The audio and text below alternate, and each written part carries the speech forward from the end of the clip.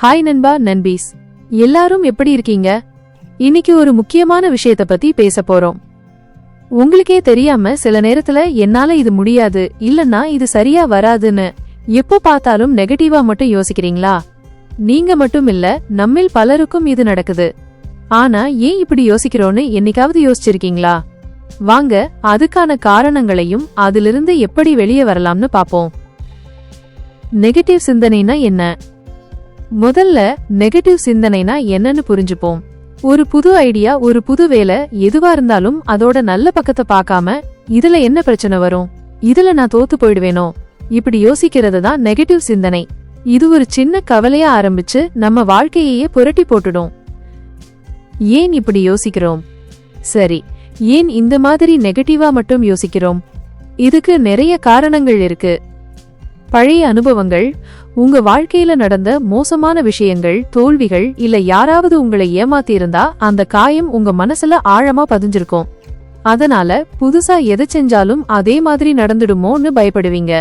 தன்னம்பிக்கை குறைவு, நான் இதுக்கெல்லாம் லாயக்கு இல்லை, என்னால இதை செய்யவே முடியாதுன்னு உங்களுக்குள்ளேயே நீங்க ஒரு முடிவுக்கு வந்திருப்பீங்க.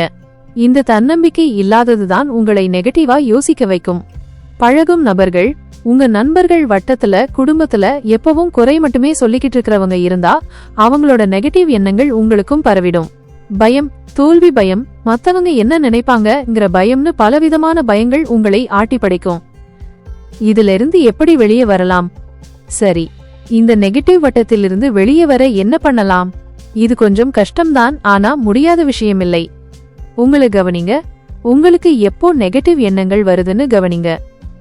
ஒரு பேப்பர்ல எழுதிவீங்க. ஒரு டைம்ல அது ஏன் வருதுன்னு உங்களுக்கு புரிய ஆரம்பிக்கும். நேர்மறையா மாத்தி பேசுங்க. என்னால இது முடியாதுன்னு மனசுக்குள்ள ஒரு எண்ணம் வந்தா அத உடனே நான் முயற்சி செய்யறேன், முடிஞ்ச வரைக்கும் நல்லா செய்வேன்னு மாத்தி பேசுங்க. நல்லா பழகுங்க. எப்பவும் உற்சாகமா நேர்மறையா பேசுற நண்பர்களோட இருங்க. நல்ல இசை கேளுங்க, நல்ல புத்தகங்கள் படிங்க, உங்களை சந்தோஷமா வச்சிருக்கிற விஷயங்களை செய்யுங்க. நன்றியா இருங்க. தினமும் உங்க வாழ்க்கையில நடக்கிற நல்ல விஷயங்களை ஒரு டைரியில எழுதுங்க. அது ஒரு சின்ன விஷயமா இருந்தாலும் சரி. நல்ல சாப்பாடு சாப்பிட்டேன், ஒரு நண்பர் சிரிச்சு பேசினார்னு எழுதுங்க. உதவி கேளுங்க. ரொம்ப கஷ்டமா இருந்தா ஒரு மனநல ஆலோசகரை சந்திச்சு பேசுங்க. அது தப்பே இல்லை, அவங்க உங்களுக்கு சரியான வழி காட்டுவாங்க. நண்பா நண்பீஸ், நெகட்டிவ் சிந்தனைங்கிறது ஒரு பழக்கம் மட்டும்தான். அத நாம முயற்சி செஞ்சா மாத்த முடியும். ஒரே நாள்ல எதுவும் நடக்காது. கொஞ்சம் கொஞ்சமா முயற்சி பண்ணுங்க. சின்ன சின்ன வெற்றிகளை கொண்டாடுங்க. நிச்சயமா ஒரு நாள் நீங்க முழுசா நேர்மறையான ஆளா மாறிடுவீங்க. இந்த வீடியோ உங்களுக்கு பயனுள்ளதா இருந்தா ஒரு லைக் போட்டுட்டு உங்க நண்பர்களோட பகிர்ந்துக்க மறக்காதீங்க.